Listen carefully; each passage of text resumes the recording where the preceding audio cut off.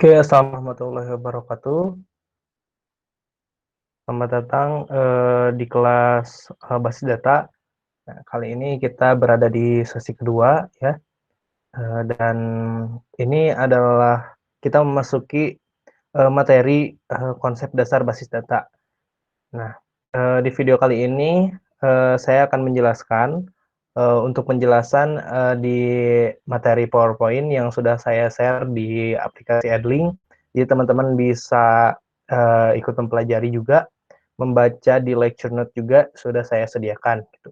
Nah, untuk video kali ini saya akan memperjelas aja dan teman-teman bisa skip video ini kalau misalnya teman-teman sudah ngerti di lecture notes ataupun hanya membaca materinya aja gitu.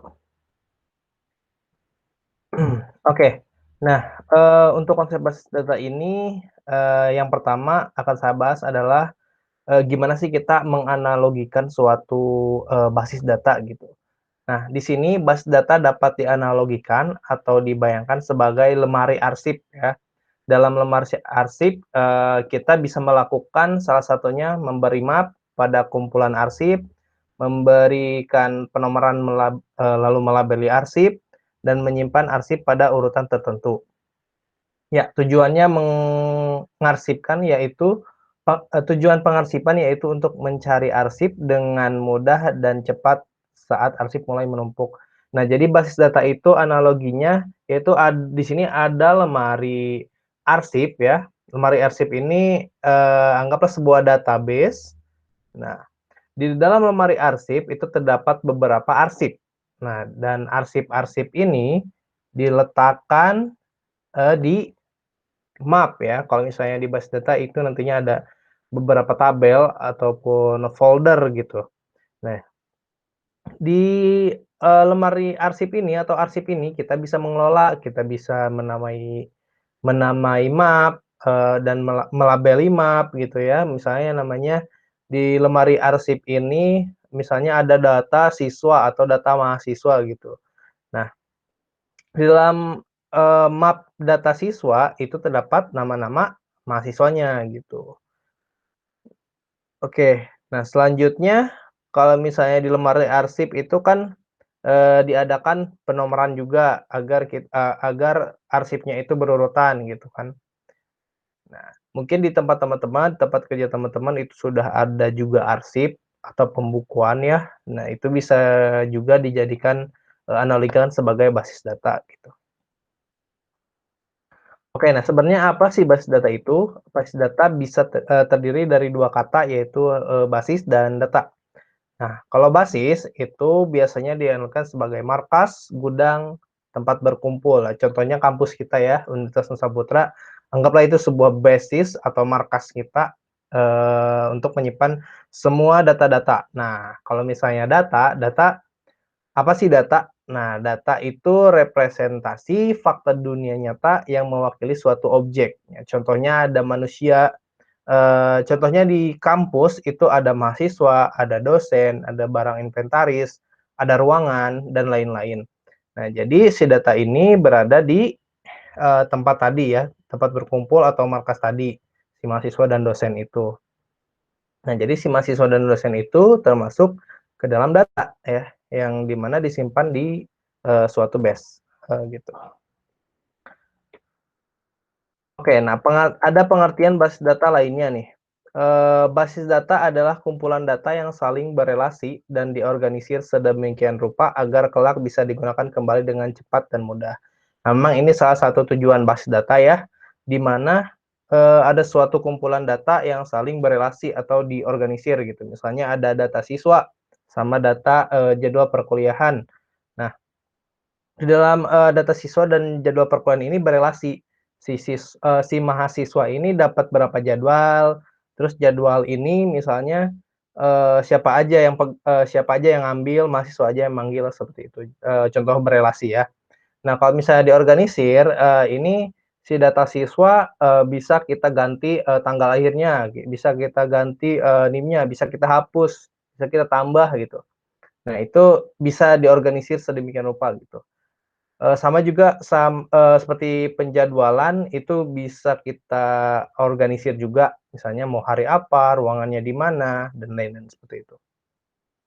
Yang kedua, himpunan kelompok data yang saling berhubungan, yang disimpan secara bersama tanpa pengulangan atau redundansi, yang diorganisasi sedemikian rupa sehingga kelak dapat dimanfaatkan dengan cepat dan mudah untuk memenuhi kebutuhan, baik kebutuhannya sama seperti tadi, si basis data ini diharapkan nggak ada pengulangan ataupun double data ya, redundansi gitu. Misalnya nama saya Jainal Alamsa, oke namanya sama, tapi apa yang, bisa membedakan kedua nama tersebut? Misalnya, ya NIM-nya berbeda gitu, yang ujungnya ada 72, yang satu 73.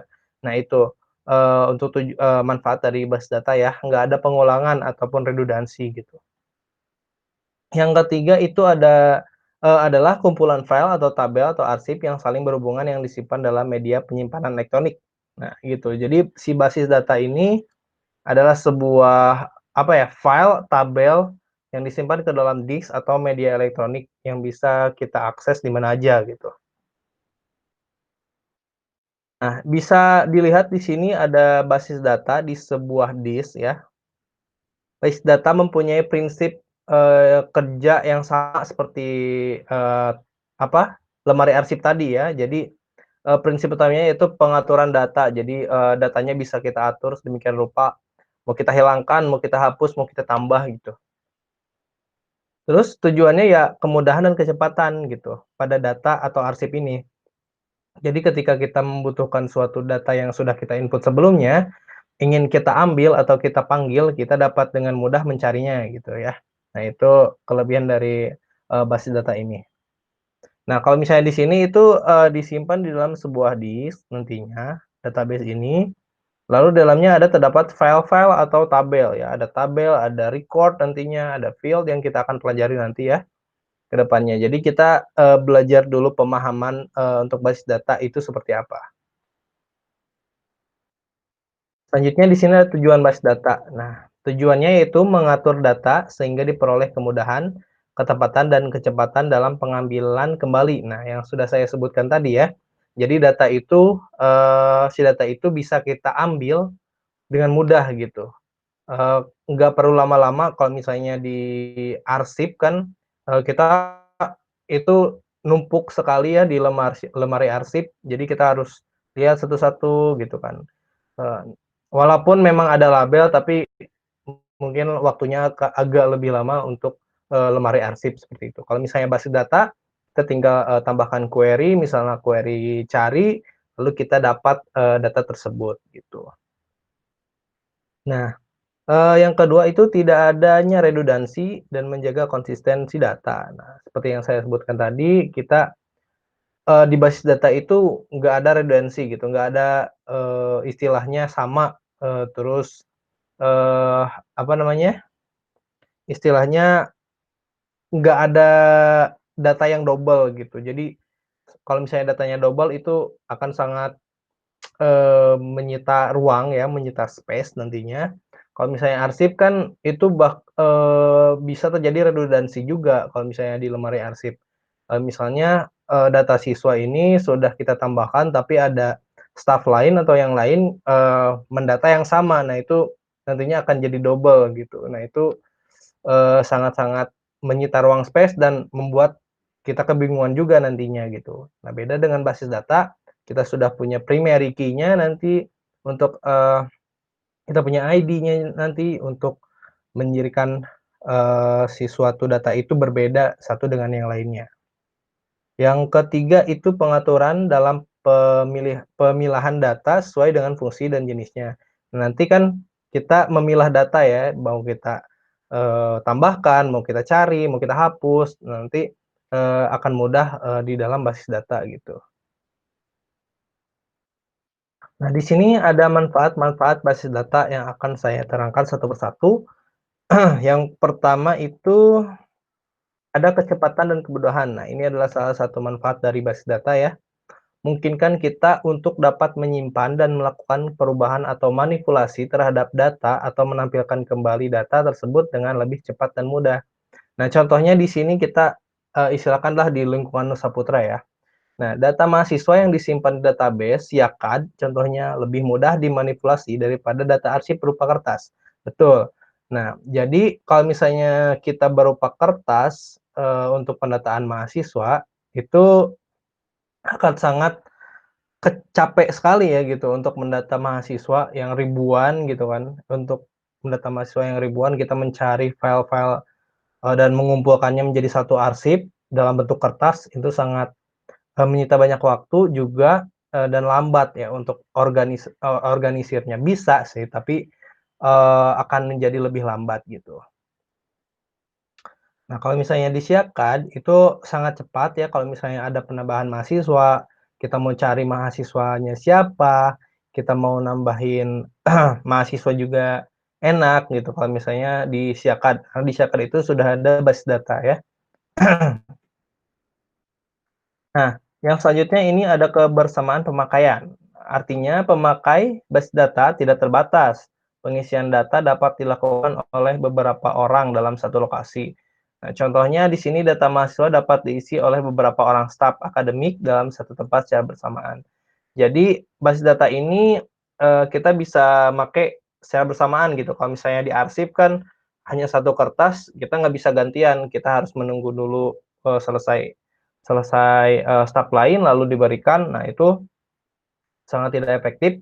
Kalau misalnya di basis data, misalnya saya menambahkan mahasiswa, lalu, staf lainnya menambahkan mahasiswa, nah itu secara bersamaan itu bisa, gitu. Lalu selanjutnya ada pemusatan, data kontrol. Nah, artinya data yang ada, menjadi terpusat pada satu tempat penyimpanan, sehingga kita dapat mengakses kapan aja. Nah, data Siakad, adalah data terpusat ya, kalau untuk di Nusa Putra itu ada data penjadwalan, ada data siswa, data dosen, pokoknya semuanya ada di Siakad. Dan data itu terkontrol gitu, nggak ada Siakad lain gitu. Jadi, cuma ada Siakad yang di Nusa Putra untuk pengaksesannya gitu. Nah, kalau misalnya arsip kan, ada yang mengarsipkan ini, ada yang mengarsipkan itu, jadinya ya nanti tercampur datanya dan double, seperti tadi ya. Jadi, ya itu data yang baik itu terpusat ya. Jadi, misalnya dalam data jadwal perkuliahan dapat diakses oleh kapan saja oleh pengguna, ya. Jadi kapan saja teman-teman bisa melihat, mengakses data, penjadwalan teman-teman atau jadwal kuliah teman-teman. Nah, itu manfaat dari pemusatan kontrolnya gitu. Selanjutnya itu, efisiensi ruang atau penyimpanan. Nah, tidak adanya redundansi data sehingga efisiensi atau optimalisasi, penggunaan ruangan penyimpanan dapat dilakukan. Penekanan jumlah redundansi data dilakukan dengan menerapkan jumlah pengkodean atau membuat relasi antar kelompok data yang saling berhubungan. Nah, jadi, contohnya gini, data mahasiswa tidak akan double atau redundansi dikarenakan data mahasiswa mempunyai NIM yang menjadi kode unik setiap mahasiswa. Hal tersebut dapat menekan ruang penyimpanan basis data. Nah, betul ya, jadi untuk NIM kita bisa membedakan, berdasarkan kode uniknya. Jadi, kalau misalnya NIM-nya sudah ada lalu ditambahkan itu bakal ditolak ataupun nggak bisa. Jadi nggak ada redundansi, nggak ada pendobelan. Nah, itu bakal efisiensi ruang, disknya ya untuk penyimpanannya. Jadi database ini biasanya mempunyai ruang juga, misalnya berapa giga, untuk penyimpanan database-nya, seperti itu. Kalau misalnya nggak ada double, datanya itu bakal efisien banget untuk, menyimpan, sebuah data. Nah, selanjutnya di sini ada keakuratan data. Nah, pemanfaatan pengkodean dengan batasan tertentu yang membuat satu data menjadi unik, dan berbeda dengan yang lain, sehingga ketika penyimpanan data tidak akan ada yang sama dalam penyimpanan. Nah, sama seperti tadi ya, misalnya di mahasiswa itu ada NIM, di dosen ada IP, di barang ada nomor barang, dan lain sebagainya. Nah, jadi, semuanya akurat gitu. Bener-bener, datanya, real time gitu ya, untuk di database. Oke, selanjutnya ketersediaan. Nah, di sini karena kepentingan pemakaian data, sebuah basis data dapat memiliki data yang disebar di banyak lokasi gitu ya. Dengan pemanfaatan teknologi jaringan komputer, data nasabah yang berada di suatu cabang sebuah bank dapat diakses menjadi tersedia di cabang lainnya. Jadi, si database ini bisa kita share, misalnya ke cabang-cabang lain, jadi, yang lainnya bisa mengakses juga gitu. Contohnya, data nasabah di suatu bank, itu bisa diakses oleh cabang lainnya. Karena gimana? Karena terpusat yang tadi itu ya, jadi ada ketersediaan, database-nya gitu. Selanjutnya di sini ada kelengkapan. Nah, lengkap atau tidaknya data itu sebenarnya, eee, data yang dikelola dalam basis data itu relatif ya. Nah, seorang user mungkin sudah menganggap bahwa data yang dikelola sudah lengkap, tapi pemakai pemakai yang lain belum tentu berpikiran demikian ya. Maka dari itu basis data harus bisa diubah, baik itu penambahan, hapus, baik struktur basis data maupun tabel-tabel database. Nah, bertujuan untuk memenuhi kebutuhan di masa yang akan datang. Nah, untuk basis data ini lengkap ya. Jadi, bisa kita tambah, bisa kita hapus tadi gitu. Jadi, kalau misalnya menurut saya data mahasiswa itu lengkap, belum tentu, menurut orang lain, lengkap gitu. Jadi bisa, dilengkapi dengan sangat mudah. Oke, selanjutnya keamanan data. Nah, adanya password setiap pemakai, basis data, kita juga dapat menentukan siapa aja yang boleh mengakses dan penting atau data penting atau data biasa gitu ya. Nah, contohnya di sini ada data keuangan, harus ada hanya bisa diakses oleh divisi keuangan misalnya gitu ya. Jadi di database ini aman, jadi ada password-nya juga untuk mengaksesnya gitu biasanya. Kayak di sini ada contoh-contoh penerapan, basis data ya. Di sini, bisa diterapkan di kepegawaian, misalnya data kepegawaian, data yang lainnya. Lalu ada inventory, bisa diterapkan di manufacturing, misalnya di pabrik, terus ada akuntansi. Ini di akuntansi ini banyak semua perusahaan hampir, memakai ya. Lalu ada di reservasi, misalnya di hotel, itu juga memakai basis data. Lalu ada di perbankan jelas, di sini banyak data-data nasabah, data peminjaman uang, data pegawainya gitu ya. Terus ada asuransi juga, biasanya itu data peminjaman asuransi dan klaim asuransi. Selanjutnya ada data rumah sakit. Nah, di sini banyak ya, ada data ruang, rumah sakit, terus ada data pasien, data dokter, dan lain sebagainya. Lalu ada produsen barang juga, ini data barang, data kirim barang, data masuk barang biasanya ya. Selanjutnya, ada industri manufaktur ya yang tadi sama, misalnya, di pabrik ini ada barang masuk, ada barang keluar. Lalu di pendidikan, di sekolah, ya contohnya Siakad ya, ada data mahasiswa, ada data dosen, ada data penjadwalan, ada data apalagi, ya lain sebagainya lah seperti itu. Nah, selanjutnya ada data telekomunikasi juga. Sini pasti kalau misalnya telekomunikasi itu tentang komunikasi data ya, gitu. Oke, mungkin dicukupkan sekian, terima kasih, teman-teman yang sudah, menonton video ini. Jangan lupa dikerjakan kuis dan tugasnya sampai minggu depan gitu ya. Jadi berdasarkan kuis dan tugasnya itu yang saya akan absen. Kalau misalnya teman-teman nggak ngirim tugas, ya mohon maaf, nggak akan saya absen untuk disiakannya. Oke, terima kasih, atas perhatiannya. Wassalamualaikum warahmatullahi wabarakatuh.